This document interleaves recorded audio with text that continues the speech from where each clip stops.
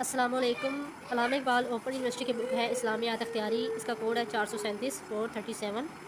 اس کے لیے gas paper تیار کیے گئے ہیں کہ اگر آپ ان گیس پیپر کو اچھے طریقے سے تیار کر لیتے ہیں تو آپ اپنے پیپروں میں اچھے نمبر حاصل کرنے میں کامیاب ہو سکتے ہیں۔ بہت تھوڑی سی تعداد ہے ان سوالات کی، کیونکہ مختصر ٹائم میں آپ ان کو بھی تیار کر سکتے ہیں، کیونکہ پوری کتاب پڑھنا آپ کے لیے کافی زیادہ جو ہے وہ مشکل ہو جائے گا۔ اب جن بچوں نے پہلے جو ہے وہ اپنی بکس پڑھی ہوئی ہیں، یہ والی جو کتاب ہے وہ پڑھی ہوئی ہے، تو ان کے لیے تو بہتر ہے، لیکن جنہوں نے ابھی سٹارٹ کرنے ہیں ان کے لیے مشکل ہو جائے گی، کیونکہ یونیورسٹی جو ہے وہ کتابیں بھی ٹائم سے نہیں دیتی، جس وجہ سے اسٹوڈنٹ جو ہے وہ اسی آس میں بیٹھے رہتے ہیں کہ ہمیں کتابیں ملیں گی تو ہم یاد کریں گے۔ تو سب سے پہلا جو سوال ہے، آپ اس کو لکھتے جائیں یا نشان لگائیں اپنی بک کے اوپر۔ سب سے پہلا جو سوال ہے کہ بنو عباس کا تعارف تحریر کریں اور ہارون رشید کے کارنامے بیان کریں۔ سیکنڈ ہے سورہ آل عمران کی روشنی میں حضرت مریم علیہ السلام کے واقعات، مریم علیہ السلام کے حالات پر جامع نوٹ لکھیں۔ تھرڈ ہمارے پاس حضرت عمر بن عبدالعزیز کے عہد کی اصلاحات پر نوٹ لکھیں، نیز ہلاکو خان کا بغداد پر حملے کے بارے میں نوٹ لکھیں۔ یہ 3 سوال ہے۔ اس کے بعد یہ تیسرا سوال ہے، اس کے بعد آتا ہے ہمارے پاس صلاۃ المریض کے متعلق بیان کریں۔ یہ ایسے بھی ہو سکتا ہے جیسے چھوٹا سا سوال ہے، تو جو صلاۃ المریض والا ہے اس میں یہ 10 نمبر کا بھی آ سکتا ہے، یہ نوٹ کی صورت میں بھی آ سکتے ہیں کہ 10 نمبر کے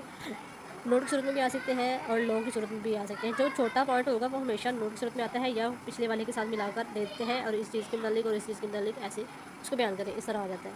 اور نیکسٹ ہمارے پاس سجدہ سہو واجب ہونے کی صورتیں تحریر کریں۔ نماز کی شرائط اور ارکان میں کیا فرق ہے، ٹھیک ہے۔ اس کے بعد آتا ہے یہ ایک سوال ہے، نماز کی شرائط اور ارکان میں کیا فرق ہے، اور نماز کی شرائط اور ارکان تفصیلاً بیان کریں۔ رائٹنگ تھوڑی سی اس طرح کی ہے کہ آپ کو اس وجہ سے بول کے بتایا جا رہا ہے کہ آپ کو سمجھ آ جائے۔ اس کے بعد آتا ہے مرد اور عورت کے کفن میں کیا فرق ہے، نیز مرد کو دفنانے اور جنازے کا مکمل طریقہ بیان کریں۔ سوال نمبر 8 ہے، سورہ آل عمران کی روشنی میں عقیدہ توحید اور عقیدہ تسلیت کے ابطال پر قرآنی آیات کا مضمون قلم بند کریں۔ اگر آپ سے مسٹیک ہو جاتی ہے تو آپ نے کٹنگ بالکل نہیں کرنی، جیسے یہ میرے سے مسٹیک ہوئی ہے، کیسے لکھا ہوا ہے لیکن یہ لفظ کے ہے، تو آپ نے اس کو چھوڑ دینا ہے، آگے آپ نے صحیح کر کے لکھ لینا ہے، کٹنگ نہیں کرنی بالکل بھی، کیونکہ کٹنگ کرتے ہیں تو جو آپ کا ایگزامینر ہے اس کی سیدھی نظر جو ہے وہ آپ کی کٹنگ کے اوپر پڑتی ہے، وہ پہلے ہی جو ہے وہ مسٹیک ڈھونڈ رہا ہوتا ہے، تو اسے آپ خود موقع دیتے ہیں کہ جی ہماری مسٹیک ہے، اس کے نمبر کاٹیں۔ اس پیپر میں صرف 5 سوال آتے ہیں، لانگ سوال 8 ہوتے ہیں لیکن آپ نے 5 کرنے ہوتے ہیں، اور 5 جو ہوتے ہیں وہ بھی آپ نے 20-20 نمبر کے کرنے ہوتے ہیں، اور ان میں نوٹ بھی آتے ہیں جو کہ 10-10 نمبر کے ہوتے ہیں، یہ 5 نمبر کے مشکل ہوتے ہیں، 10-10 نمبر کے ہوتے ہیں، 10 نمبر کا ایک، 10 نمبر کا ایک، اس طرح سے کرنا ہوتا ہے۔ اس کے بعد ہے سوال نمبر 9 ہے، مسائل اثناء عشر کیا ہیں، ان مسائل میں ائمہ کے اختلافات کی نوعیت کیا ہے۔ سوال نمبر 10 ہے، اموی عہد میں تفسیر و حدیث کی ترویج و اشاعت پر جامع نوٹ لکھیں۔ سوال نمبر 11 ہے، خالد بن ولید عبداللنگ کے دور کی سیاسی اور معاشرتی سرگرمیوں کو تفصیلاً بیان کریں۔ اب اسٹوڈنٹ کے ذہن میں یہ سوال ہوگا کہ جیسے آپ نے خالد بن ولید بن عبداللنگ جو ہے اس میں خود مسٹیک کی ہے، تو میرا کسی نے چیک نہیں کرنا، میں نے جسٹ آپ کو بتانا ہے، آپ نے اس کو لکھنا ہے یا آپ نے نشان لگانا ہے، آپ کو سمجھ تو آ گئی ہوگی کہ یہ کہاں پر ہے، کس پیج پر ہے، کس چیپٹر میں ہے۔ سوال نمبر 12 ہے، غزوہ احد میں منافقین کے کردار پر جامع نوٹ لکھیں، نیز حدیث کی روشنی میں حضرت محمد صلی اللہ علیہ وسلم کی حکمت عملی پر نوٹ تحریر کریں۔ جو 436 کوڈ کا ہم نے بنایا تھا گیس پیپر، اس میں بھی غزوات جو ہیں وہ زیادہ تر آئے ہیں، اور جو 437 کوڈ اسلامی تحریک کا اس میں بھی زیادہ تر غزوات ہی آ رہے ہیں، اور جو زیادہ چیز ریپیٹ وہ حضرت صورت آل عمران ہے۔ نیکسٹ ہے سوال نمبر 13 ہے، نماز باجماعت کے مسائل اور امامت کی اہلیت کی شرائط بیان کریں۔ سوال نمبر 14 ہے، شعر و شاعری کا مفہوم بیان کریں، نیز اسلام میں شاعری کے حوالے سے کیا حکم ہے۔ 15واں ہے، صاحب ترتیب کسے کہتے ہیں، نیز اس کی قضا نمازوں کی ادائیگی کا طریقہ قدروی میں کیا بیان ہوا ہے۔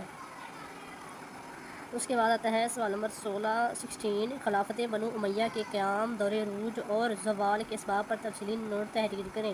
یہ والا جو ہے یہ بہت ہی زیادہ انٹرسٹنگ ہے، خلافت بنو امیہ والا۔ اس میں سارے جو ہم ہیں ہمارے صحابہ کرام، ان کے آپ صلی اللہ علیہ وسلم کہ آپ صلی اللہ علیہ وسلم کی دنیا سے پردہ فرمانے کے بعد جو چیزیں ہوئی ہیں وہ اس میں بیان کی ہیں، اور یہ موسٹ امپورٹنٹ ہے ویسے بھی آپ کی جنرل نالج کے لیے بھی اور اس پیپر کے لیے بھی۔ سوال نمبر 17 ہے، دور حاضر میں مسلمانوں کے مابین باہمی تفرقہ اور اختلافات کے حل کے لیے حدیث مبارکہ کی روشنی میں تجاویز اور سفارشات لکھیں۔ جو دور حاضر میں مسلمانوں کے مابین جو ان کے درمیان تفرقہ بنا ہوا ہے، کوئی وہابی ہے تو کوئی اہل تشیع ہے تو کوئی سنی ہے، اس طرح کے جو اختلافات ہیں ان کے حل کے لیے قرآن و حدیث کی روشنی میں جو تجاویز اور جو سفارشات ہیں ان کے لیے یہ سوال ہے کہ انہوں نے، اگر ہم اسٹوڈنٹ ہیں اور جو ان کے جو اسٹوڈنٹ ہیں وہ ان چیزوں کو کس طرح سے دیکھتے ہیں اور وہ قرآن و حدیث کی کتنی ہیلپ لیتے ہیں ان چیزوں کو ختم کرنے کے لیے، کیونکہ مسلمانوں میں یہی چیز جو ہے وہ بہت زیادہ ہے کہ صرف جو مسلمانوں کے درمیان جو فرقہ واریت ہے نا، یہ بہت زیادہ خطرناک صورتحال اختیار کرتی جا رہی ہے۔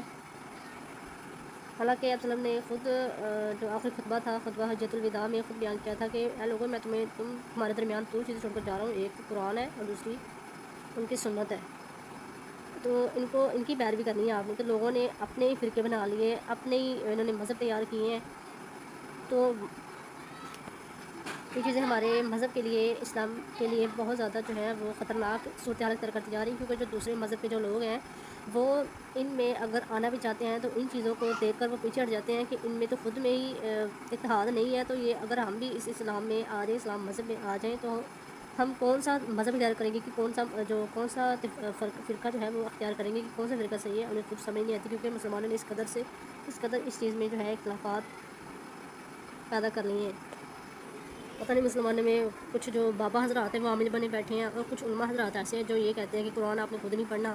اور کچھ یعنی کہ اس کا جو ترجمہ ہے وہ آپ خود نہیں پڑھ سکتے، اس میں سے آپ نے کوئی بھی چیز ایسی آپ کو سمجھ نہیں آئے گی۔ حالانکہ یہ چیزیں واضح ہیں کہ آپ نے خود پڑھنا ہے، آپ کو بھی سمجھ آئے۔ قرآن جو ہے وہ سب کی ہدایت کے لیے ہے، صرف ایک بندے کے لیے نہیں ہے کہ جس نے عالم کا کورس کیا ہے تو وہی اس کو ریڈ کر سکتا ہے اور ایکسپلین کر سکتا ہے۔ سب کے لیے کتابیں ایک ہی ہیں،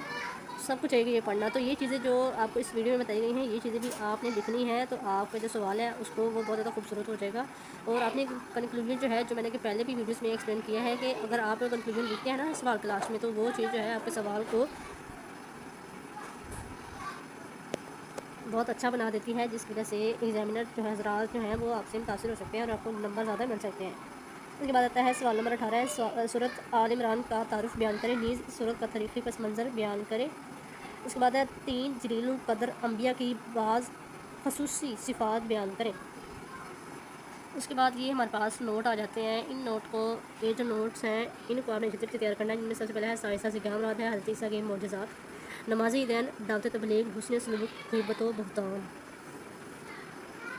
یہ جو ہیں یہ آپ نے پہلے بھی پڑھے ہوئے ہیں، 316 کی جو کتاب ہے اسلام آج کی، اس میں بھی یہ چیزیں ہیں، تو آپ وہی چیزیں لکھ دیں تو آپ پاس ہو جائیں گے۔ کسی کوڈ کی آپ کو کسی کوڈ کا آپ کو چاہیے تو وہ آپ کمنٹ سیکشن میں بتا سکتے ہیں۔ اگر کسی بھی چیز کی سمجھ نہیں آتی تو آپ کمنٹ سیکشن میں پوچھ سکتے ہیں۔ اور کی ویڈیو آپ کو چاہیے، ویڈیو کو لائک اور چینل کو سبسکرائب کریں، کوئی سوال ہے تو مجھے کمنٹ کر دیجیے گا۔